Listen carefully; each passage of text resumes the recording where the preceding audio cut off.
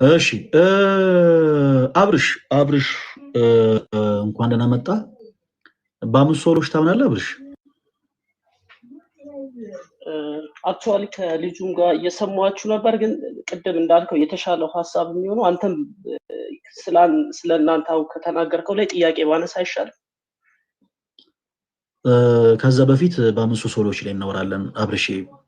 በጣም ይቅርታ ርዕሳችን ስለሆነ ርዕሳችንን ፈር እንዲለቅ አንፈልግም እና በመጀመሪያ በአምስቱ ሶሎች እናወራለን። እሺ በአምስቱ ሶሎች ታምናለህ? መጽሐፍ ቅዱሳዊ በሆነው በእምነት አምናለሁ። አዎ የጠየኩህ በአምስቱ ሶሎች ታምናለህ ወይ ነው አብርሽ?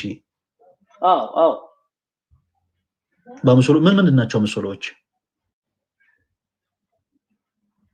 ኦኬ እሺ፣ ጸጋ ብቻ፣ እምነት ብቻ፣ ክብር ለእግዚአብሔር ብቻ እና መጽሐፍ ቅዱስ ብቻ። አንድ ደግሞ አለ አይሮን ነው። እሱም ግን መጽሐፍ ቅዱስን በይበልጥ ስለማውቅ ብዬ። እሺ መጽሐፍ ቅዱስ ብቻ የሚለው ትምህርት መጽሐፍ ቅዱስ ነው ብለህ ታምናለህ?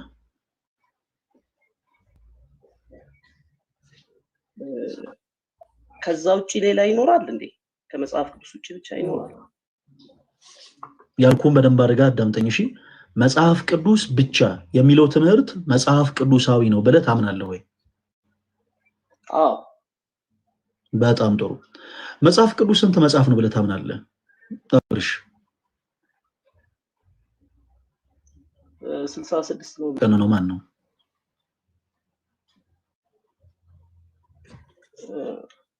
ያው አይ ቲንክ ቀኖና ሲደረግ ጌታ ኢየሱስ ክርስቶስ ኮት ካደረጋቸው ላይ ከኦልድ ቴስታመንትም ከኒው ቴስታመንትም ላይ ኮት አድርጎ በ3 ዓመት የአገልግሎት ዘመኑ ላይ ኮት አድርጎ የጠቀሳቸው መጽሐፍት ተቀንነው 66 ሆነው እንደመጡ አውቃለሁ።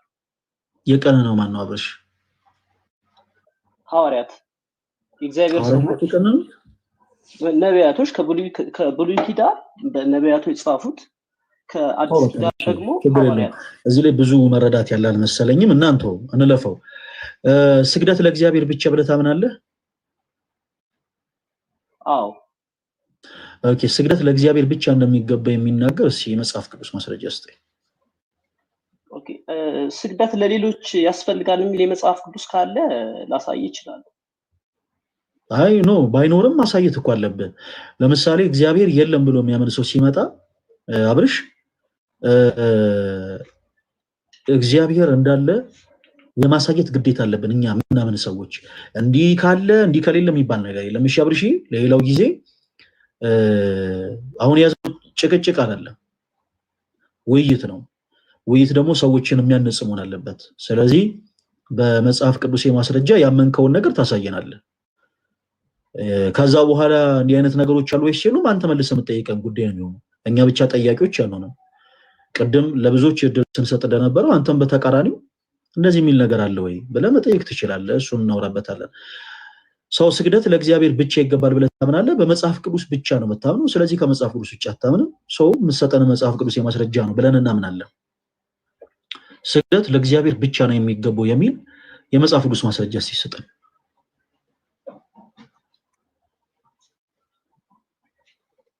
ያው እንግዲህ የሃይማኖታችን ጀማሪና ራስ ፈጻሚ ነው ክርስቶስ ነው።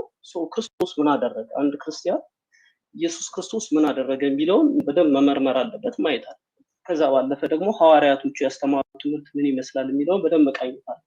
ስለዚህ ሐዋርያቶቹ ለእግዚአብሔር ብቻ እና ለጌታ ለኢየሱስ ክርስቶስ ብቻ ክብር እንደምንሰጥ እንዲሁ ቃል በቃል ባይጻፍም አዲስ ኪዳን የሚያስተምሩን ያንን ነው።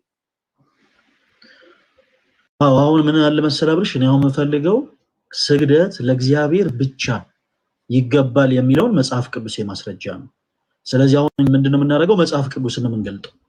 መጽሐፍ ቅዱስን እንገልጥና ስግደት ለእግዚአብሔር ብቻ ይገባል የሚል ሐሳብን ታሳየናለህ።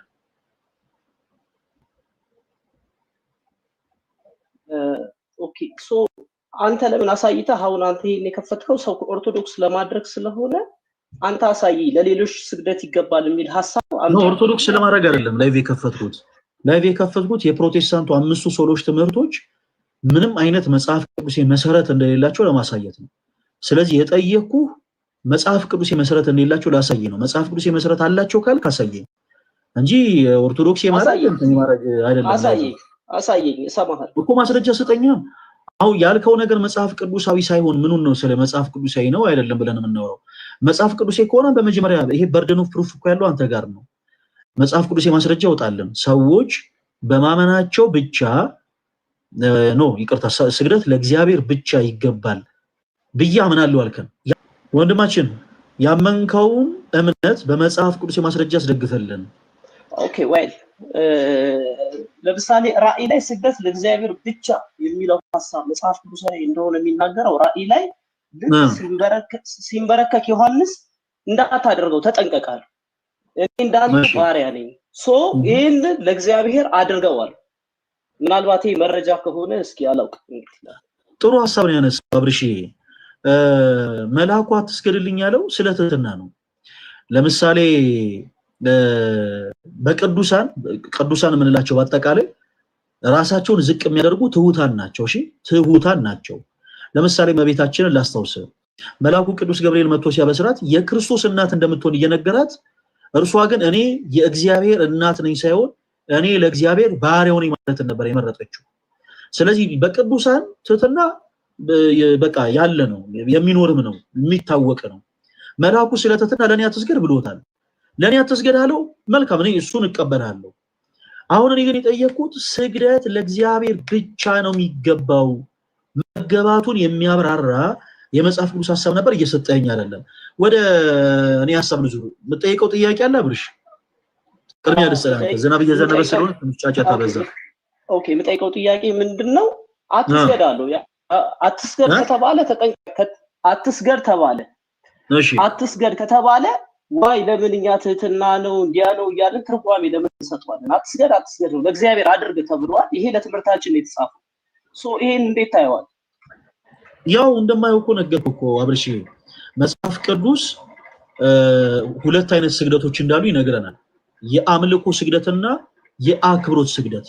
ሶ መጽሐፍ ቅዱስ የአክብሮት ስግደትን እያስተማረን እዚህ ክፍል ላይ ደግሞ ነው አይ ለቅዱሳን መስገድ አይቻልም የሚል ሐሳብን አይናገርም። መልአኩ የተናገረበት አገላለጽ ግን እኔ ያው ልክ እንዳንተ ለእግዚአብሔር ባሪያ ነኝ ብሎ ትህትናውን እያሳየ ነው። በነገራችን ላይ ዮሐንስ ራእይ ምዕራፍ 20 ላይ ብቻ ሳይሆን 19 ላይ ከእንደገና ዮሐንስ ድጋሚ ለመልአኩ እንደሰገደ ይናገራል። ድጋሚ በጣም ኃጢአት ቢሆን ኖሮ ዮሐንስ ኃጢአት ሰርቷል እያላችሁ ነው ማለት ነው። አሁን ብዙ ጊዜ ፕሮቴስታንት የሆኑ ሰዎች የሚያስተውሉት ጉዳይ ምንድነው? የኦርቶዶክስ ቤተክርስቲያንን ትምህርት ለመቃወም ይሉና በቃ እንዲህ ነው ይላል። ከዛ በኋላ በተጓዳኝ ሐሳቡ በምን አይነት አማርኛ ሊሰነጠቅ እንደሚችል ብዙ ጊዜ ያስተውሉታል። ዮሐንስ ለመልአኩ ሁለት ጊዜ ነው የሰገደው። ሁለት ጊዜ 19 ላይ ሰግዶለታል። ገፍታችሁ ማንበብ ትችላላችሁ። ምዕራፍ 20 ላይ ደግሞ ከእንደገና ስትመለከቱ ደግሞ ሰግዶለታል። ሲሰግድለት መልአኩ ሁለት ጊዜ መለሰለት። ብለሽ ተመሳሳይ ነው። ኃጢአት ቢሆን ኖሮ ግን እያላችሁን ያላችሁት ምንድነው? ዮሐንስ ኦልሬዲ ኃጢአት ሰርቷል። ስግደት አምልኮ ነው እያላችሁ ቢሆን ኖሮ እያላችሁ ያላችሁት ምንድነው? ዮሐንስ መልአኩ አምልኮታል እያላችሁ ነው ማለት ነው። እና እንዲህ አይነት የሞኝ ትርጉሞችን መጽሐፍ ላይ አይተረጎሙም ማለት ዮሐንስ ይሄን ያክል ሞኝ አይደለም። በጣም በሚገርም ሁኔታ ከዘፍጥረት ዮሐንስ ራእይ በጣም በሚደንቅ ሁኔታ ሰማያዊ ምስጢር የተገለጸለት በመንፈስ ቅዱስ እርዳታ ደግሞ የክርስቶስ ኢየሱስን ወንጌል የሰበከ ድንቅ ሐዋርያ እና የድንቅ ሐዋርያ እግዚአብሔርን ረስቶ መልአክን ወደ ማምለክ አይሄድም። የአክብሮት ሰገደ። መልአኩም ደግሞ ስለተተና ለኔ አትስገድ በቃ እኔ ልክ እንዳንተ ባሪያ ነኝ ይላል። ቅድም እንዳልኩ እመቤታችን ምሳሌ ያነሳውልህ። እመቤታችን የእግዚአብሔር እናት አይደለችም የእግዚአብሔር ባሪያ ነች ብሎ የሚከራከር ሰው ካለ ሞኝ ነው። አዎ ለእግዚአብሔር እናቱ ናት። አዎ ልክ እንደኛው ደግሞ ለእግዚአብሔር ባሪያው ናት። ለምሳሌ እሷን መልአኩ ልክ ሲያበስራት ደስ ይበልሽ ከሶስቱ ቅዱስ አንዱ ቅዱስ ወልጃለሽ ስሙንም አማኑኤል ትይዋለሽ እርሱም ደግሞ እግዚአብሔር ከኛ ጋር ሆነ ማለት ነው እያለ ልክ ሲያበስራት እመቤታችን እነሆኝ እንደ ቃል ይደረግልኝ እኔ ለእግዚአብሔር እናቱ ነኝ አላለችም። አየ በቅዱሳን ትህትና ልማድ ነውና እመቤታችን ቅድስት ድንግል ማርያም ለመልአኩ ምን ብለን ይመለሰችለት? እኔ ለእግዚአብሔር ባሪያው ነኝ። እንደ መልአኩ ምን ያለችው? እኔ ለእግዚአብሔር ባሪያው ነኝ ብለን መለሰችለት። ለእግዚአብሔር እኮ እናቱ ነኝ ማለት ትችላለች። እናቱ ነችም ደግሞ ጭምር ለእግዚአብሔር እናቱ ነኝ እንደ ቃል ይደረግልኝ ማለት ስትችል እንደ ቃል ይደረግልኝ እኔ ለእግዚአብሔር ባሪያው ነኝ አለች። ሰው ይሄንን የመጽሐፍ ቅዱስ ክፍል በዛ መልክ እንመለከቷለን። ስግደት ሁሉ አምልኮ አይደለም አብርሽ። በጣም ብዙ ጊዜ ሰዎች የሚሳሳቱት ያንን ነው። ስግደት ሁሉ የመጀመሪያው ትልቁ ነገር ሰዎች ሊረዱ የሚፈልገው ስግደት ሁሉ አምልኮ አይደለም። ይሄንን እንዳትረሱ። ኦኬ እስከዛ መጠየቅ እችላለሁ? እሺ ጠይቀኝ። ኦኬ ሁለት አይነት ስግደት አለ ያክብሮትና የምናምን ስግደት የሚባለው መጽሐፍ ቅዱሳዊ ማስረጃ አለ። ሁለት አይነት ስግደት ለመኖሩ መጽሐፍ ቅዱሳዊ ማስረጃ አለ። ከዚያ ደግሞ አንድ ጥቅስ አውጥተን ለምሳሌ የሰገደም ሊኖር ይችላል። በኦልድ ቴስታመንትም በኒው ቴስታመንትም የሰገደ ሰው ሊኖር ይችላል። ከዚህ አንድ ጥቅስ አውጥተን ትምህርት መመስረት እንችላለን። ለምሳሌ ሐዋርያው እና ሪፊውዝ የተደረገውንስ ለምን አናስተምርበትም? ሰገደ ያለው ሁሉ ጊዜ እየወጣን ከምንሰብክ አብርሺ ሪፊውዝ የተደረገው ተረድቻለሁ። የኔ ተረድቻለሁ አብርሺ። መጽሐፍ ቅዱስ አሁን ያልከው በቀጥታ አማርኛ ምን ማለት እንደሆነ ታውቃለህ? መጽሐፍ ቅዱስ እርስ በርሱ ይጋጫል። ስግደትን የሚደግፈውን ጥቅስ አውጥታችሁ ከምታሳዩ ስግደትን የሚቃወምም ጥቅስ አውጥታችሁ አሳዩን ማለት ባጭሩ እያልከን ያለው መጽሐፍ ቅዱስ እርስ በርሱ ይጋጫል እያልከን። መጽሐፍ ቅዱስ እርስ በርሱ አይጋጭም። እሺ አብርሽ፣ መጽሐፍ ቅዱስ አንድ ወጥ የሆነ ትምህርትን ነው የሚያስተምረው። ስግደት ለምሳሌ ለቅዱሳን ስግደት ይገባል የሚል ትምህርትን ከተናገረ መጽሐፍ ቅዱስ ይገባል። አይገባም የሚል ትምህርትም ካለው አይገባም ነው። እኔ እናንተ ለብዬ ብቻ እየመዘዝን የምናወጣው ጥቅስ አይኖርም። መጽሐፍ ቅዱስ እርስ በርሱ የሚጋጭ ጥቅስ የለውም። ባይሆን በመረዳት ላይ ልዩነት ፈጥረናል ሊባል ይችላል። ኦኬ፣ ለምሳሌ አንተ እዚህ ጋር ያለው ጥቅስ እኔ የተረዳሁበት አንግል ሌላ ነው፣ እናንተ ደግሞ የተረዳችሁበት አንግል ሌላ ነው የሚል ሐሳብ ሊኖር ይችላል። ባይሆን ጥቅሶቹን ግን ላውጣልህና እንመልከታቸው። አሁን በደፈነው በወራል እንደዚህ ብለን ከምናወራ ጥቅሶቹን እናውጣና እንመልከታቸው። እኔ ጋር ዝናብ እየዘነበ ትንሽ ድምጽ እየተሰማኝ ስላልነበረ ነው። ኦኬ፣ ሰው ስግደት ሁለት አይነት ስግደት አለ ብያለሁ። አንደኛ የአምልኮ ስግደት ነው፣ ሁለተኛ የክብር ስግደት ነው። መጽሐፍ ቅዱሳችን ላይ ሁለት አይነት ስግደት እንዳለ ይናገራል ወይ ብለኝ? አዎ ይናገራል። ኦኬ፣ መጽሐፍ ቅዱስ ይዛል አብርሽ? አንተ ይሻል። እሺ፣ መጽሐፈ ነገሥት ማን ነው? መጽሐፈ ዜና መዋዕል ቀዳማዊ አውጣልኝ። ስንት? ምዕራፍ 29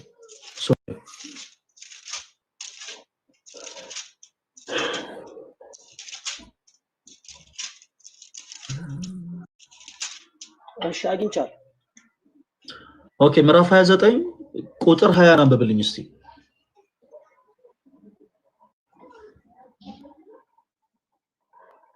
ከዚያም ዳዊት ለመላው ጉባኤ ኒው እንግሊሽ ትራንስሌተር ነው። አዲሱ መደበኛ ነው። አዲሱ መደበኛ ነው። አታምበው። አዲሱ መደበኛ ትርጉም እስናት ባይብል ባይዘው መጽሐፍ ቅዱስ አለ አንበው። እሱ መጽሐፍ ቅዱስ ነው። ቃላቶች ስለሆኑ መጽሐፍ ቅዱስ እንዳልሆነ ላሳየ ማረጋገጫ ጀነሬሽን ጋር ያኛው ገባ። ትንሽ ሩቅ ነው አማርኛ። ቅር አይልህም? ጥቅስ አውጥቼ መጽሐፍ ቅዱስ እንዳልሆነ ማስረጃ ልስጥህ። ቅር አይልህም? ሐሳባችን ወደ ሌላ ሺፍት ያደርጋል። ከዚህ ሐሳብ አያረግም። እሱም አዲሱ ሁላችሁም አዳምጡ። አዲሱ መደበኛ ትርጉም መጽሐፍ ማለት ይሄ ነው። አውጥቼ ላሳየ እዚሁ እኔ ጋር ስላለ። ኦኬ፣ አዲሱ መደበኛ ትርጉም መጽሐፍ ማለት ይሄ ነው። እሺ፣ የሉቃስ ወንጌል ምዕራፍ ስንት ታወጣልኛለህ መሰለህ? ምዕራፍ 8 ቁጥር 19 አውጣና አንብቡ። እኔ ቶሎ አንብበል ጊዜ እንዳንፈጅ። መጽሐፍ ቅዱስ አይደለም ያልኩበትን ሪዝን ልንገራችሁ። የኔ ተወዳጆች ብዙ ጊዜ የኔን አንዳንድ ቪዲዮ የሚያወጡ ሰዎች አሉ። 66ቱ መጽሐፍ እንደዚህ ብሎ ምናምን። ስለ 66ቱ መጽሐፍ ስናወራ ያወሩት ስለዚህ መጽሐፍ ነው። ይሄ መጽሐፍ ባይብል አይደለም። በጣም በሚያሳዝን ሁኔታ የፕሮቴስታንት ስኮላር የተባሉ ሰዎች የግል ምልከታቸውን በስፋት ያስቀምጡበት መጽሐፍ ነው። ስለዚህ ይሄንን መጽሐፍ ቅዱስ ብላችሁ ይዛችሁ ፕሊስ እንዳትወያዩበት። የሉቃስ ወንጌል ምዕራፍ 8 19 ጥቅሱን ያዘው። ምን ይላል ክፍሉ ሲበዚህ ላይ ከዚህ በኋላ የኢየሱስ እናትና ወንድሞቹ መጡ ምናምን ብሎ ይናገራል። ከዛ ህዳጉ ላይ ወደ እርሱ የመጡበትን ዓላማ ሲያብራራ እንደዚህ ይላል። ወደ ኢየሱስ ክርስቶስ የመጡበት ዓላማ ምን እንደሆነ ሲናገር ማለት ነው። አዳምጡኝ።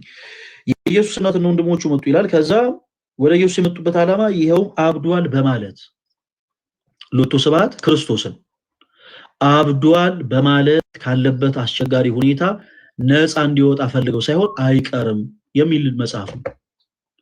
እንዲህ አይነት በጣም በጣም በጣም ጎጠኝነት አፍጥጦ የወጣበት መጽሐፍ ቅዱስ ሊባል አይችልም። ሌላ ልጨምር እንማረዋለን፣ ግን በዚህ አንድምታ አንማረው። ጌታ አሁን አዲስ ወደኛ ትርጉምን አታምብልኝ ያልኩህ እኮ ለምን አታምብልኝ እንዳልኩ እያሳየው ነው። አሁን አንተ ቆይ አንድ ጊዜ እኔ አንተን አላገም መጽሐፉ ጄሌ ስላለ ግን ራሴን ችዬ ስለ መጽሐፉ አወራለሁ። አንድ ጊዜ ታገሰኝ።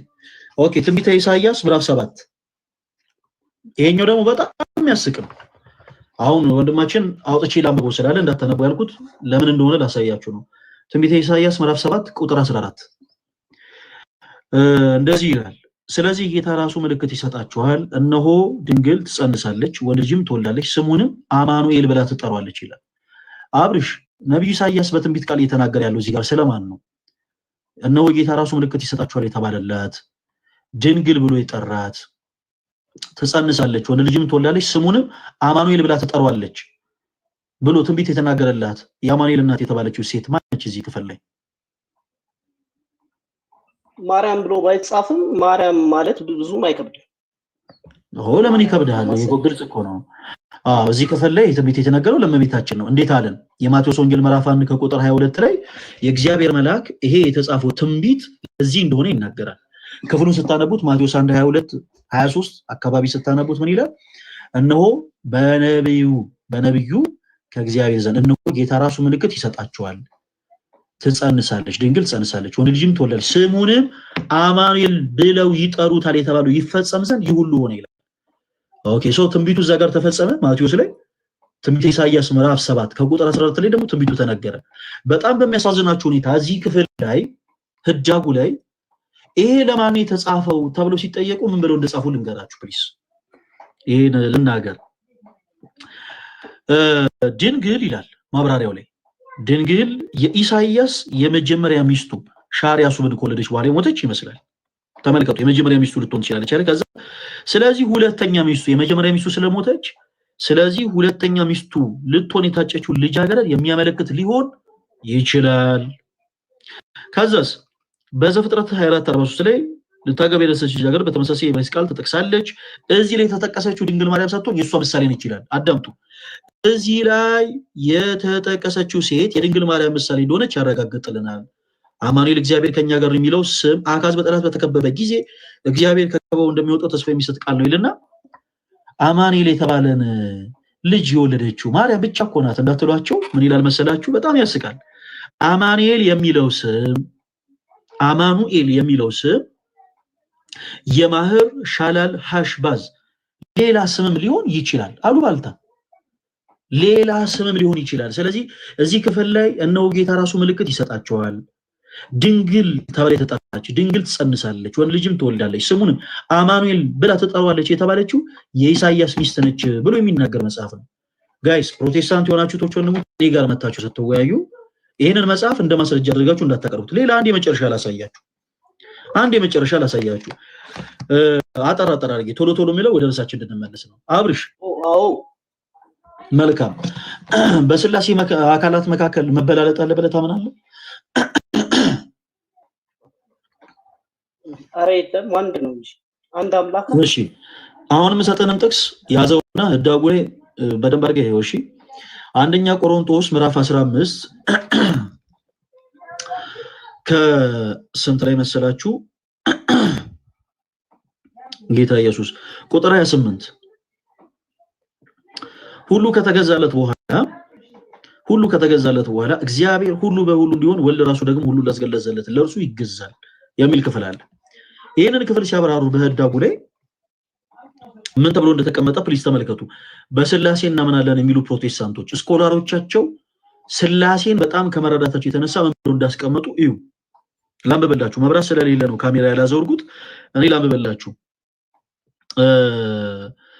ኦኬ ምን ይላል መሰላችሁ? ወልድ ራሱ ለእርሱ ይገዛል የሚለውን ወልድ ለአብ የሚገዛው በአስተዳደር ረገድ ሲሆን አብ ሁሉ ነገር ካስገዛለት በኋላ እርሱ ደግሞ ያስተዳደሩ ራስ ስለሆነው ለእግዚአብሔር አብ ሁሉ ነገር መልሶ ያስረክባል። እንዲህም ሲባል ወልድ በማንኛውም ረገድ ከአብ ያንሳል ማለት አይደለም ይልና ይኸውላችሁ ይሄን ሐሳብ ካስቀመጠ በኋላ ተቃራኒ ሐሳብ ደግሞ ያስቀምጣሉ።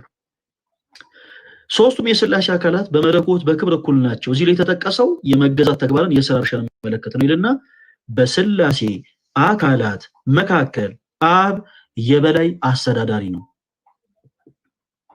ጌታ ኢየሱስ። እንደዚህ አይነት መጽሐፍን ፕሊስ መጽሐፍ ብላችሁ እንዳትይዙ። በስላሴ አካላት መካከል አብ የበላይ አስተዳዳሪ ነው፣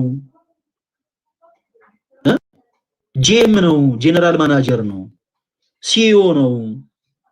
በቃ በስላሴ አካላት መካከል አብ ሲኢኦ ነው፣ የበላይ አስተዳዳሪ ነው የሚል ቃልን ተጠቅሟል። በስላሴ አካላት መካከል አብ የበላይ አስተዳዳሪ ነው የሚል ትምህርት የለንም። እንዲህ አይነቱ ትምህርት ፍጹም ስህተት ነው፣ መጽሐፍ ቅዱስ ትምህርት አይደለም። ስለዚህ ፕሊስ እባካችሁን እንዲህ አይነቱን መጽሐፍ እኔ አሁን ፕሮቴስታንቶችን ይወክላል ብዬ ኑና ይሄ መጽሐፍ ላይ ለምን ታችሁ ምናምን አልልም። ምክንያቱም እዚህ ላይ የተጻፈውን ብዙ የሚያምኑ ፕሮቴስታንቶች ስላሉ። ከቻላችሁ ግን ፕሮቴስታንት የሆናችሁ ሰዎች በዚህ መጽሐፍ ዙሪያ ምንድነው እዚህ ጋር የተጠቀሱት ሰዎች ብላችሁ ከመምህራኖቻችሁ ጋር አውሩበት። ወንድማችን መጽሐፍ ቅዱስ ገልጣለሁ ሁለት አይነት ስግደት እንዳለ መጽሐፍ ቅዱስ ይናገራል ወይ? ማስረጃ ስጠኝ። ያምልኩና ያክሩት የሚል ስግደትን መጽሐፍ ቅዱስ እንደው ኤክስፕረስ ያደርጋል ወይ በለሃል? ማስረጃ ሰጣሉ። ታነብልኛለህ። ዜና መዋዕል ቀዳማዊ ምዕራፍ 29 እናውጣልኝ መጽሐፍ ቅዱስ ላይ ካለ አብርሽ። ከዛ ቁጥር 20 ምን ይላል አንብብልኝ።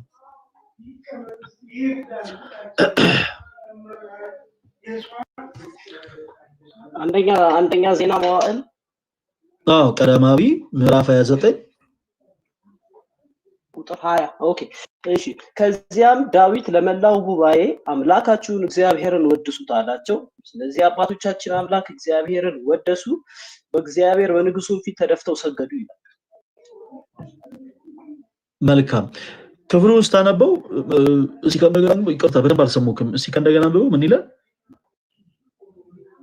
ድምጽ አይሰማም። አይ እኔ በደንብ አልሰሙክም ነበር ሶሪ። ከዚያም ዳዊት ለመላው ጉባኤ አምላካችሁን እግዚአብሔርን ወድሱት አላቸው። ስለዚህ አባቶች አሁን የሚያነቡት ክልል መጽሐፍ ቅዱስ አይደለም። ኦኬ ሶ አንተ በቃ ይሄ መጽሐፍ አንተ አክሰፕት ስለማታረጋው አሁን ከዚህ ሁሉ በኋላ አሁን ይሄን ሁሉ ነገር አዲሱን በደበኛና አሁንም ታነባለህ አብርሽ። መጽሐፍ ቅዱስ ካለ መጽሐፍ ቅዱስ አንብብ አልኩ። ሶ አዲሱ መደበኛ ነው አሁንም አንተ እያነበብክ ያለው። ስለዚህ ፕሊስ መጽሐፍ ቅዱስ ካለ እቤት ውስጥ መጽሐፍ ቅዱስን ግለጥና አሁን የሰጠውን ጥቅስ አንብበው። አሁን ፕሮቮክ ማድረግ ተጨቃጭቀን እንድንወጣ አይሁን። ላንተም ጾም ጾም ላንተ ምንም ማያረግ ምን መሰለህ አብርሽ። እኔ ምን አልኩ ወንድሜ?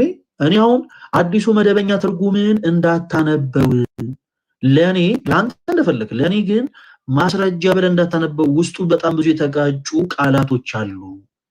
ስለዚህ ፕሊስ እንዳትጠቀማቸው። ለምን ብለህ እንዳትጠይቀኝ ሪዝኖቼን እየነገርኩ ነበር። አሁን ይሄን ሁሉ ሪዝን ከነገርኩ በኋላ እንደ ማስረጃ ታቀርብ እኮ ነው ያልኩህ አብርሽ። ይሄን ሁሉ ነገር አንተ ራሱ ለምን እንደ ህፃን ልጅ ታደርጋለህ? አንተም ትልቅ ሰው ነህ አይደል? መጽሐፍ ቅዱስ ካለ አውጣለህ፣ ከሌለ የለኝም በለኝ፣ እኔ አነበዋለሁ።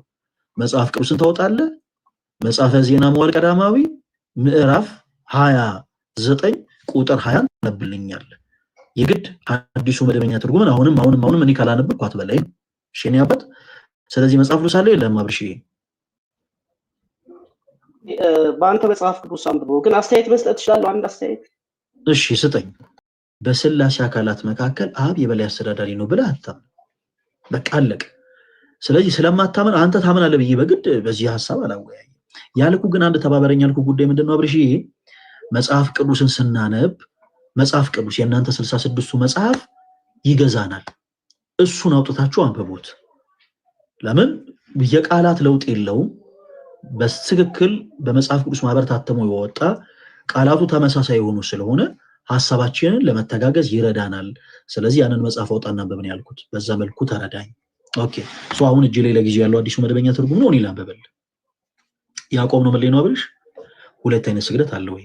የአምልኮ ምንለውና የአክብሮት ምንለው ስግደት አለ ወይ? አዎ አለ። መጽሐፍ ቅዱስ ይናገራል ወይ? አዎ ይናገራል። መጽሐፈ ዜና መዋዕል ቀዳማዊ ምዕራፍ 29 ከቁጥር 20 ላይ እንደዚህ ይላል፣ ዳዊትም ጉባኤውን ሁሉ አምላካችሁ እግዚአብሔርን ባርኩ አላቸው። ጉባኤውም ሁሉ የአባቶቻቸውን አምላክ እግዚአብሔርን ባረኩ፣ አመሰገኑ። ራሶቻቸውን ማዘን ብለው ለእግዚአብሔርና ለንጉሱ ሰገዱ ይላል። ሁላችሁም 66ቱ መጽሐፍ ቅዱሳችሁን ገልጣችሁ አንብቡ። እኔ ማነበው 66ቱ መጽሐፍ ነው። ለእግዚአብሔርና ለንጉሱ ሰገዱ ይላል አብርሽ። ለእግዚአብሔር ሰገዱ ማለት እግዚአብሔርን አመለኩት ነው ማለት ነው ወይስ አይደለም አብርሽ? ይሄ አሁን ለምሳሌ ይሄ ኦልድ ቴስታመንት ከአዲስ ኪዳን ከሐዋርያቶቻችን ከእኛ የተማራችሁትን ብለው ያሉን ከኛ የሰማችሁትን ጠብቁ ያሉን በቃል ቢሆን በመጽሐፍ ቅዱስ ማለት ከነሱ ለሁለቱ እንደዚህ ሁለት አይነት ስግደት ሰግዶ ያስተማረ አለ? በጣም ጥሩ ሐሳብ ነው። ይሄ ኦልድ ቴስታመንት ኦኬ፣ በደንብ አድርጋ አዳምጠኝ። በመጽሐፍ ቅዱስ ላይ እንዲህ አይነቱ ትምህርት ተሽሯል የምንል ከሆነ ስለመሻሩ ማስረጃ ማምጣት አለብን። እሺ፣ ስግደት በብሉይ ኪዳን እንዲህ ነበር በአዲስ ኪዳን ተሽሯል የሚል ሐሳብ መጽሐፍ ቅዱስ አይናገርም። ለምሳሌ በአዲስ ኪዳን የተሻረ ነገር አለ። ለምሳሌ አሁን የተሻረውን ተሽሮ ይኸው በአዲስ ኪዳን እንዲህ ነው እንዲህ ሆኗል ይባላል። ለምሳሌ በብሉይ ኪዳን የነበረው መስዋዕት እና የአዲስ ኪዳን መስዋዕታችን አንድ አይደለም። በብሉይ ኪዳን የነበረው መስዋዕት ምንድን ነው? በላም በበግ በፍሪዳ ይቀርብ የነበረ የእንስሶች ደም። እሺ የአዲስ ኪዳኑ መስዋዕት ምንድን ነው ስንል የአዲስ ኪዳኑ መስዋዕት ክርስቶስ። ይሄንን ማን ነገረን ስንል ዕብራውያን 9 ላይ ራሱ ቅዱስ ጳውሎስ እያነጻጸረ ነገረን። በብሉይ ኪዳን የነበረው በላም በበግ በፍሪዳ በዋኖስ ሲቀርብ የነበረው ደም ሰውነትን ለመቀደስ ይሆን ከሆነ አለ ነውር የሌለበት የክርስቶስ ኢየሱስ ደም ደግሞ ምንኛ ይልቃል። ይዚ በጣም አንደኛ በጣም ሰማይና ምድር እንደሆኑ አድርጎ ነግሮናል። ሲቀጥል ደግሞ የብሉይ ኪዳኑ መስዋዕት በአዲስ ኪዳኑ መስዋዕት እንደተተካ ነግሮናል። ለምሳሌ አንድ በብሉይ ኪዳን ላይ ያለ ትእዛዝ በአዲስ ኪዳን ተሽሯል የምንለው ልክ ጳውሎስ ባስቀመጠ ልክ መጽሐፍ ቅዱስ ላይ ሲብራራ ነው። ለምሳሌ 10ቱ ትእዛዛት በብሉይ ኪዳንም ነበሩ አሁንም አሉ፣ አልተሻሩ። ብሉይ ኪዳን ላይ ወስጄ ስለጠቀስኩልህ አይ ነው በቃ በአዲስ ኪዳን ምናምን አይባልም። ባጭሩ እንዳለ እየነገርኩ ነው።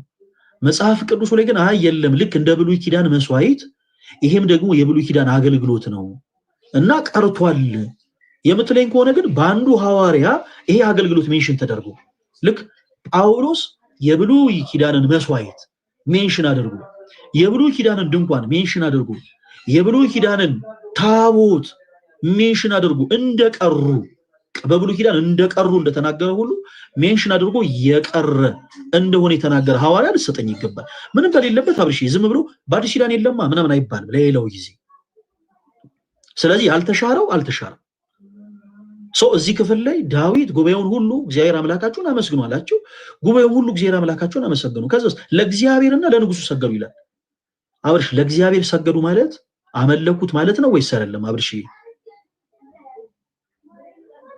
ለእግዚአብሔር ሰገዱ ማለት አመለኩት ማለት አይደለም ወይ? አመለኩት ወይስ አላመለኩትም ማለት ነው? ለእግዚአብሔር ሰገዱ ማለት ምን አሉት ማለት ነው? ለእግዚአብሔር ሰገዱ ማለት ለእግዚአብሔር ክብር ሰጡ አመለኩ ማለት ነው አይደል እንዴ? ኦፍ ኮርስ አመለኩ። በተመሳሳይ ሰዓት ለእግዚአብሔርና ለንጉሱ ነው የሚለው። ዳዊትንስ አመለኩት ማለት ነው አብርሽ? ከባድ ነው። ምንም ከባድ አይደለም። መጽሐፍ ቅዱስ አመለኩት እንደነገርኩ አዲሱ ኪዳን ሌላ ነው። አዲሱ ኪዳን ክብር ለእግዚአብሔር። አብርሽ የጠየኩን አንድ ጊዜ እዚህ ክፍል ላይ ቆይ፣ አሁን አንድ ጊዜ የጠየኩን ብቻ መልስልኝ። አሁን ቅድም ላልኩ ሐሳብ ማስረጃ ሳይኖርህ የራስን የሆነ ገለጻ ፕሊስ አትናገር። በአዲስ ኪዳን ይሄንን ሜንሽን አድርጎ በብሉይ ኪዳን የነበረው ስግደት እንዲህ ነበር አሁን በአዲስ ኪዳን እንዲህ ሆኗል ብሎ ያስተማረ ሐዋርያ አለ አብርሽ? እንደተሻረ የሚናገር ሐዋርያ አለ? በአዲስ ኪዳን የተቀመጠ ሐሳብ አለ እንደተሻረ ህጉ? ይሄ ህግ ሜንሽን ተደርጎ የተቀመጠ አለ አብርሽ? ሜንሽን ተደርጎ ይሄ ህግ ባይቀመጥም ግን ለምሳሌ ስለዚህ አንተ በግል ተሽሯል አብርሽ? አብርሽ ፕሊስ እባክህ የሚጠቅመንን ነገር እናውራ። የኔ አባት በግል አንተ ተሽሯል አትበል። በብሉይ ኪዳን ላይ የነበሩ የተሻሩ ህግጋቶች አሉ። በብሉይ ኪዳንም የነበረ አሁንም ያለ ግን አለ። ለምሳሌ ቅዱሳት ስዕላትን ጨምሮ ቅዱሳት ስዕላት በብሉይ ኪዳን በትእዛዝ እግዚአብሔር የተሰሩ ናቸው። በትእዛዝ እግዚአብሔር ተሰርተዋል። ሊያውም ለአምልኮተ እግዚአብሔር በተሰራው መቅደስ። በአዲስ ኪዳን ተሽሯል የሚል ትምህርት የለም። በአዲስ ኪዳን ተሽሯል ስንል ስለመሻሩ መጽሐፍ ቅዱስ ማስረጃ ሊኖረን ይገባል። ለምሳሌ በአዲስ ኪዳን የተሻሩ ነገሮች አሉ ወይ? አዎ፣ የብሉይ ኪዳን ታቦት። እኛ ክርስቲያኖች የብሉይ ኪዳን ታቦት የለንም፣ አለቅ። መሻሩ መጽሐፍ ቅዱስ ይነግረናል ነው ደበና አድርጎ ይነግረናል። እሺ ሌላ ምን ተሽሯል? የብሉይ ኪዳን መስዋዕት። መጽሐፍ ቅዱስ በብሉይ ኪዳን ይቀርብ የነበረው የብሉይ ኪዳን መስዋዕት እንደተሻረ ይናገራል ወይ? አዎ ይናገራል አብርሽ፣ ደበና አድርጎ ይናገራል። ሌሎችም በጣም ብዙ ቆጥረን የማንጨርሳቸው በብሉይ ኪዳን የቀሩ ሜንሽን የተደረጉ በአዲስ ኪዳን ያው በሐዋርያቱ አንደበት ሜንሽን የተደረጉ የቀሩ በጣም ብዙ ስርዓቶች አሉ። እነዚህ ተሽረዋል ሳትባል ግን አንተ ብቻህን አይ በአዲስ ኪዳን አትበል አብርሽ። እዚህ ላይ አሁን የተጻፈውን እናንብብ እሺ። ሰዎቹ ለእግዚአብሔርና ለዳዊት ራሶቻቸውን አዘንብለው ሰገዱ ይላል። እግዚአብሔርን አመለኩት አለን። ዳዊትንስ አመለኩት ማለት ነው ወይ አብርሽ? እኔ እኮ ቅድም አልሰማኸኝም እንጂ ከስነ መለኮት ትምህርት አንጻር አንድ ጥቅስ ተወስዶ ትምህርት አይሰራም። አሁን ዳትስ ትምህርት ልሰራ አይደለም አብርሽ። አሁን አንድ ጥቅስ ብቻ አይደለም እሰጥሃለሁ ያልኩ። እኔ ገና በጣም ብዙ ምሰጥህ 9 እና 10 ጥቅሶች አሉ። አሁን ግን ይሄንን በመጀመሪያ ያዘውን እንጨርስ ፕሊስ እባክህን። አደከምከኝ እኮ አብርሽ። ፕሊስ ዜና መዋዕል ምዕራፍ 29 ቁጥር 20 ላይ ዳዊት ጉባኤውን ሁሉ እግዚአብሔርን አመስግኑ አላቸው። ጉባኤውን ሁሉ እግዚአብሔርን አመሰገኑ፣ ከዛ ራሶቻቸውን አዘንብለው ለእግዚአብሔርና ለንጉሱ ሰገዱ ይላል።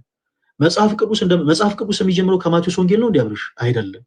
መጽሐፍ ቅዱስ የሚጀምረው ከዘፍጥረት ነው እስከ ዮሐንስ ራዕይ ነው። መጽሐፍ ቅዱስ ላይ እንዲህ አይነቱ ለስግደት አለው ያልከኝ 2 ስግደት እንዳለ እየነገርኩ ነው አሁን። እሺ 2 አይነት፣ አንደኛው ያምልኮ፣ ሌላኛው ደግሞ ያክብሮት እንዳለ። እዚህ ክፍል ላይ ሰዎቹ በአጠቃላይ አምልኮ ላይ ነበሩት፣ እግዚአብሔርን በማመስገን ላይ የነበሩት ሰዎች ራሶቻቸውን አዘንብለው ለእግዚአብሔርና ለንጉሱ ሰገዱ ይላል። ለእግዚአብሔር አምልኮ ነው ብለኛል። ዳዊትንስ አመለኩት ማለት ነው ወይ አብርሽ?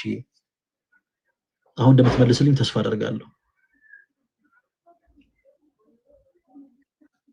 እንግዲህ ለእግዚአብሔርም ለዳዊትም ሰገዱ ከተባለው ለሁለቱም ሰግደዋል ማለት ነው። አንተ ባመጣው ጥያቄው ሰግደዋል፣ መስገድ ለሁለቱም ሰግደዋል።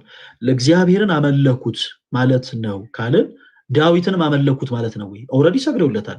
ለእግዚአብሔርና ለንጉሱ ነው የሚለው እና ዳዊትንም አመለኩት ማለት ነው ወይ?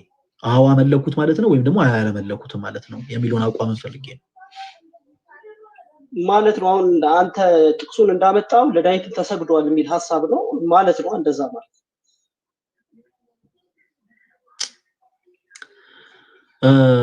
አብርሽ ከአንተ የተሻሉ መምህራኖችን ጠይቀ ከእንደገና መተህ ብናወራ ደስ ይለኛል። አንድ ምሳሌ ብቻ ልስጥ። እንዲህ አይነቱ ነገር ምንድነው መሰለ ተመሳሳይ የሆነ ሚኒንግ እንደሌለው ለንጉሱ ለዳዊት ሰገዱ ሲል አመለኩት ማለት አይደለም። ምሳሌ ከምን ፈጠርን? ለምሳሌ ስንል መጽሐፍ ቅዱስ የሆነ ኮንሰፕት ላንሳለ። ለምሳሌ እግዚአብሔር ቅዱስ ነው ወይስ አይደለም አብርሽ? ነው። ኦኬ መላእክት ሰዎችም ቅዱሳን ናቸው ወይስ አይደሉም? ቅዱሳን ሰዎች ቅዱሳን መላእክት እናለን አይደል? እነሱስ ቅዱሳን ናቸው ወይስ አይደሉም? አዎ ሰዎችም በክርስቶስ ቅዱስ ሆነዋል። በክርስቶስ የሚያምኑት መላእክትም ቅዱሳን ናቸው። አዎ እኮ ቅዱሳን ናቸው ወይስ አይደሉም እነሱ? መላእክት ያው እግዚአብሔር መላእክት እንደሚባሉ ነው የማውቀው። እስኪ ንገረኝ፣ አንተ ንገረኝ፣ ልትነግረኝ ይችላል። ቅዱሳን ናቸው ወይስ አይደሉም አብርሽ? ሰዎች መላእክትም ቅዱሳን ናቸው ወይስ አይደሉም?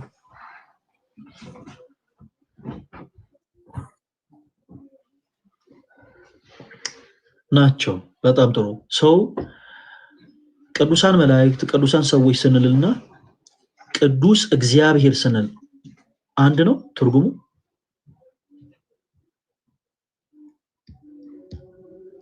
እንዴት አልገባኝም፣ ይቅርታ። በደንብ አዳምጠኝ። ቅዱሳን ሰዎች ቅዱሳን መላእክት ስንልና ቅዱስ እግዚአብሔር ስንል ትርጉሙ አንድ ነው ወይ?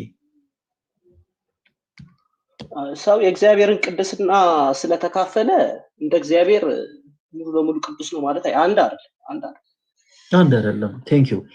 ቅዱስ የምንለው አምላካችን እግዚአብሔርን ብቻ ነው። የእርሱ ቅድስና የባህሪው ነው። ማንም አይሰጠውም፣ ማንም አይነጥቀውም። ቅዱሳን የምንላቸው ግን በጸጋ ቅድስናን ገንዘብ ያደረጉ ናቸው። በወርድ ደረጃ በቃል ደረጃ ስንለው ቅዱስ እግዚአብሔር እንላለን። አሁን እኛ በቅዱሳችን ቅዱስ እግዚአብሔር፣ ቅዱስ ኃያል፣ ቅዱስ ያው ዘየመውት ዘተወለ ማርያምም ቅድስት ድንግል ተሳለን እግዚኦ፣ ቅዱስ እግዚአብሔር፣ ቅዱስ ኃያል፣ ቅዱስ ያው ዘየመውት ዘተጠምቀ በዮርዳኖስ ወተሰቅለ ዲበ ዕፀ መስቀል ተሳለን እግዚኦ፣ ቅዱስ እግዚአብሔር፣ ቅዱስ ኃያል፣ ቅዱስ ያው ዘየመውት እንለዋለን። ቅዱስ እያለን እንጠራዋለን አምላካችን እግዚአብሔር ከእመቤታችን ከቅድስት ድንግል ማርያም የተወለደ ቅዱስ እግዚአብሔር፣ ቅዱስ ኃያል፣ ቅዱስ ያው ዘየመውት በዮርዳኖስ ወንዝ ስለኛ ኃጢአት ስለኛ በደል ተጠምቆ በቅዱስ መስቀልም ደግሞ ተሰቅሎ ዕዳ ደብዳቤያችንን የደመሰሰ እያለን ስሙን እንጠራዋለን። ቅዱስ ቅዱስ ቅዱስ እያለን ቅዱስ እግዚአብሔር ስንል የእርሱ ቅድስና የባህሪው ነው። ማንም አይሰጠው፣ ማንም አይነጥቀው። ቅዱሳን ስንል ግን በጸጋ አብርሻዬ በጸጋ ነው። ስለዚህ አንዱ ወርድ ተመሳሳይ ምንም አይነት አሁን በእንግሊዘኛው ቋንቋ ሲሆን ይሄ በፓንክቹዌሽን ማርክ የሚባለው አለ አይደለ? በአንድ ጽሁፍ በፓንክቹዌሽን ማርክ የተለያየ ትርጉም ሊኖረው ይችላል። እንዲህ አይነት ቃላቶች ግን መጽሐፍ ቅዱስ ኮንሰፕቶች ምንም አይነት ልዩነት የላቸውም። ቅዱስ ቅዱስ ነው። ቅዱስ እግዚአብሔር ስንልም ቅዱስ ጴጥሮስን ስንል ተመሳሳይ እኮ ነው፣ ግን ልዩነት አለው። ቅዱስ እግዚአብሔር ስንል የባህሪ ነው ቅድስና ነው እያለን ነው። ቅድስና ገንዘቡ ነው እያለን ነው። ቅዱስ ጴጥሮስ ስንል ግን ቅድስና የጸጋ ነው፣ ቅድስናው የስጦታ ነው እያለን ነው። ስለዚህ ለእግዚአብሔርና ለንጉሱ ሰገዱ ሲል ሰገዱ የሚለውን ቃል ዝም ብለው አመለኩት ነው አይባልም። እሺ አብርሺ እና ምን ላደርግ መሰለ የተወሰኑ ክፍተቶችን እያየሁ ስለሆነ አብርሽ አንተና አሁን ከዚህ በኋላ እንዲህ ነው እያለን ብዙ መረዳቶች በሌሉበት ፈርዘር ከምንሄድ ምን እናደርግ? አንተ ተሻለ መቻው ብቻ እድል ሰጠኝና ነው ፕሮቮክ ለምን ታረጋለህ? ፕሮቮክ ካላደረጉ ፕሮቮክ ምን ማለት ነው ታውቃለህ? ፕሮቮክ ራስ ተው እንደሱ አይሁን። አንተ ብዙ ጠላት አታፍራ። ፕሮቮክ ምን ማለት እንደሆነ ታውቃለህ? ተረድተህ ነው ፕሮቮክ ያልከኝ? ጠላት አታፍራ። ፖዚቲቭ ነው። this is 21 century brother አብርሽኔ ምንድነው? አዳምጥ አው ሳላወራ ስተታለ መምህራን ጠይቃይ። እሺ አዳምጣለሁ፣ ይቅርታ ንገረኝ። እሺ እኔ ዲያቆን አከብርሃለሁ፣ ገባ እንዴ? ልንገርልኝ በቃ እሺ ቀጥታ ሐሳብን ላድምጥ። ኦኬ ኢትስ ኦኬ። አሁን በዚህ መንፈስ እንትን አለንም አመሰግናለሁ ስላስገባኸኝ። ግን ለሌላ ቀን አንተ ካወራህ በኋላ ለሌሎች ወዶ እንዴት ይሆናል አብርሽ? አሁን እኔ እስቲ ሌላ ቀን እናወራበት ልልስል ኖ ፕሮቮክ አታርገኝ ምናምን ጠላት አታፍራ ምናምን አልከኝ። ኦኬ እሺ ሌትስ ኮንቲኒው። እስቲ እናወራ ስለ ደግሞ አይ በዚህ መንፈስ አላወራም። ሁለት ግራ ለሰው አይወጣም አብርሽ። ሶምን እናርግ ይሳዳምከኝ። ካንተ የተሻሉ ሰዎችን ጠይቅና ቀጠሮ ይዘን አንድ ቀንና በዚህ መጽሐፍ ቅዱስ በመሃል አለ። መጽሐፍ ቅዱስ ሳነሳለ መጽሐፍ ቅዱስን የሚጥል ሐሳብ፣ ጥላቻ፣ ሄትሬት ትናገራለህ። ይሄ ሳይሆን እንደዚህ አይነት ዓላማው የለኝም በጌታ በኢየሱስ። ካንተ በፊትም ያወሩትን ልጆች ለጸብ እያነሳሳቸው ነበር። ይሄ አይጠቅምም። አንተ የተከበርክ እሺ ሶሪ። እነዛን ሰዎች እኮ አንተ ወክለ መናገር የለብህም አብርሽ። እነዛ ሰዎች የራሳቸው የሆነ ድክመት ነበረባቸው። ሲገቡ የሆነ ያልሆነ ነገር እየተናገሩ ነበር። በዚህ የተነሳ ከነሱ ጋር አውርተናል። ስላስገባኸኝ ስላስወራኸኝ እጅግ አብርሽ ከአንተ የተሻሉ ሰዎች አሉ የሉም ፕሮቴስታንት ቸርች ውስጥ? እኔ እያወራሁ ለኔ መች ድል ሰጠኸኝ? መጽሐፍ ቅዱስን እያጣጣልኩ ጠየቅኩን አብርሽ። ያፈንከኝ እንዴት አብርሽ? ያን ጊዜ ከአንተ የተሻሉ ሰዎች አሉ ወይስ የሉም? ከአንተ የተሻሉ መምህራን አሉ ወይስ የሉም? ይኖራሉ። ከእውቀት ከፍለን ነው የምናውቀው። ይኖራሉ ሳይሆን አሉ ወይስ የሉም? ይኖራሉ። ገና ለገና ነው። አሉ ወይስ የሉም? ከአንተ የተሻለ መረዳት አላቸው አሉ። ስለዚህ በፍቅር ምን እናደርግ? ጠይቅ፣ ተረዳ። አሁን እኔ ያነሷቸውን ሐሳቦች ምናምን ተዋቸው። ባጭሩ ስግደት ለእግዚአብሔር ብቻ እንደሆነ የሚናገር የመጽሐፍ ቅዱስ ማስረጃ ስጡ ይባል። ምክንያቱም ቅድም ስጠይቅ የምሰጠው ጥቅስ የለኝም ከዚህ በኋላ እስቲ አንተን በመጀመሪያ ስጠኝ ስትለኝ ነው ወደኛ ሐሳብ ይገባል አለ። ዮሐንስ ተው ተባለ። አድበስብሰህ እኮ አለፍከው። ዮሐንስ ራእይ ላይ አታድርግ ለእግዚአብሔር አድርግ። በቃ ሰተኸኛል። አንተ ጎበዝ ነህ፣ በጣም ጠንካራ ነህ፣ ግን በቂ አይደለም። በቃ እንደዚህ በሚል አስተካክለው። በቂ አይደለም። ስለዚህ ከአንተ የተሻሉ ሰዎችን ጠይቅና በዚህ ቀን እመጣለሁ፣ ማስረጃዎችን ሰብስቤ በዚህ ቀን እመጣለሁ፣ እናወራበት በላይ። ዛሬ ማታም ላይ እገባለሁ። ለምሳሌ ዛሬ ማታ ይመችሃል አብርሽ? እመጣለሁ። ያው ጸብ ከሌለውና ፕሮቮክ መደራረግ ከሌለው እመጣለሁ። ፕሮቮክ ምን ማለት ነው? እኔ እውነት ስለማላቅ ነው። ምን ማለት ነው ፕሮቮክ? በቃ ማታ አንድ ላይ አንተ ካንተ የተሻሉ ሰዎች ፕሮቮክ የሚለውን ቃል ጠይቅና ማታ እናወራለን። አብርሽ ምን ችግር አለው? አንተ በትነግረኝ። አንተ እኮ ታውቀው የለ ፕሮቮክን። ምን ችግር አለው? ንገረኝ። እኔ ፕሮቴስታንት ነው አላውቅም። በጣም አመሰግናለሁ ፈለገ። ቴንክ ዩ ሶ ማች ስላስገባኝ። ምን ችግር አለው? አብርሽ ፕሮቮክ ምን ማለት ነው እኮ ነው ያልኩህ እኮ። ማታ ስንት ሰዓት ልትገባ? እሺ ፕሮቮክ ምን ማለት እንደሆነ አትነግረኝም? እሺ ይቅር፣ ችግር የለውም። ማታ 3 ሰዓት እገባለሁ።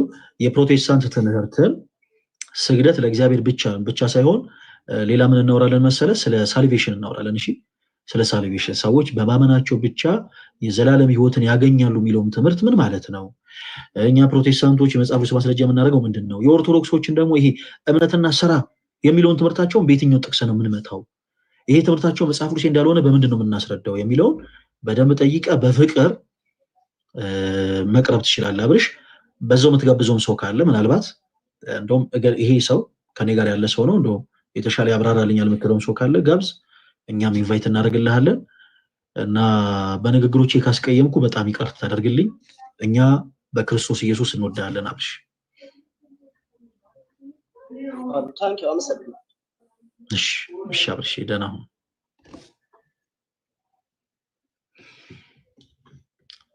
ኦኬ ዛሬ ሁለት አይነት እንግሊዘኞችን ሰማ ነበር ማለት ቀደም የነበረው ወንድማችን ምን ሲል ነበር? የኔ ተወዳጆች የሆነ እንግሊዘኛ ሲናገር ነበር አይደል? ጠፋኝ። ምንድን ነበር ሲል የነበረው? ምንድን ነበር ሲል የነበረው?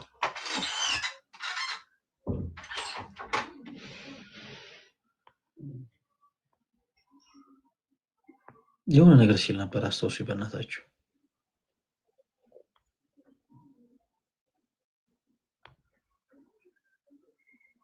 ሞቲቭ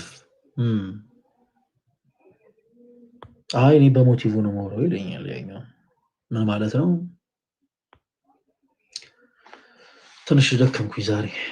እሺ የኔ ተወዳጆች ለማንኛውም ማታ እንገባለን እና ማታ እንገባለን። ከዛ በኋላ በመጽሐፍ ቅዱስ የማስረጃዎች በደንብ አድርገን እናወራለን። ጌታ ይርዳን።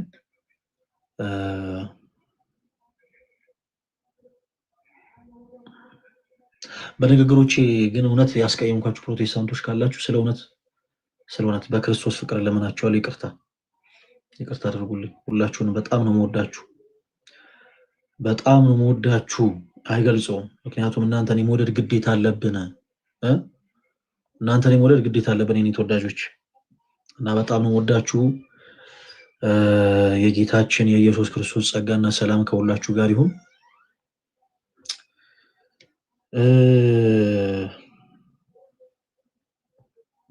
አንዴ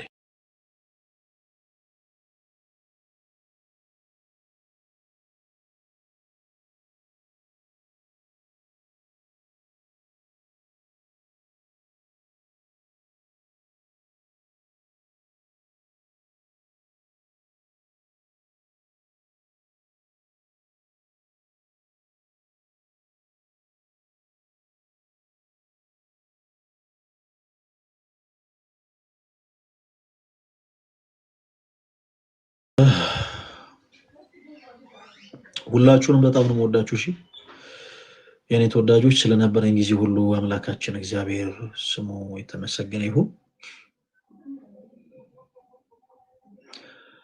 በጣም ነው የምወዳችሁ። ኑሩልኝ። ማታ እንገናኝ 3 ሰዓት ላይ።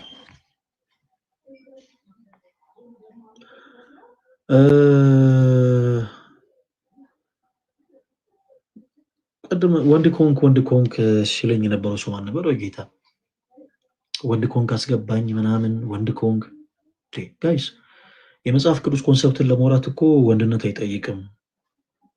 ዘራፍ ምናምን ምን እሺ፣ አረጋጉት እንጂ ወንድ ኮንክ ምናምን እንደዛ ብላችሁ አትጻፉ። እሺ እንደዛ ብላችሁ ስለጻፋችሁ አይደለም ሰዎች የሚያስገቧችሁ ምናምን እና ወንድ ኮንክ ምናምን አትበሉ። እንደዛ ሲል የነበረው ሰው እንደውም ማታ ሼር አድርጉለት። እሺ ከቻለ ይምጣ። ወንድ ኮንክ እስቲ ልብ ካለ እኔን አስገባኝ ምናምን። ተረጋጉ ፕሊዝ። እኔ ተወዳጆች እንደዚህ አይነት አማርኞችን ባንጠቀም ጥሩ። ለምን መጽሐፍ ቅዱስ ያሰቡችን ስናወራ ሐዋርያት እስቲ ወንድ ከሆናችሁ እስቲ ኑና ነው አይደለም። እንደዛ ብሎ አይደለም የሰበኩት። ሐዋርያት በጣም በሚደንቅ ሁኔታ በፍቅር ነው የክርስቶስ ኢየሱስን ወንጌል የሰበኩት። በእርግጥ ያው ሁሉም ሰው ለምን አይምሮ ሙሉ አልሆነም አይባልም። አንዳንድ ጎዶልነት ይኖራል። ግን በቻላችሁ ታቅም እንደዛ ባትሉ ጥሩ ነው እንጂ ምንም እኔ የሚያሳስበኝ ነገር የለም ትላላችሁ። እንደውም እናንተ ወንድ ከሆናችሁ በአካል ነው አውሩኝ ትላላችሁ።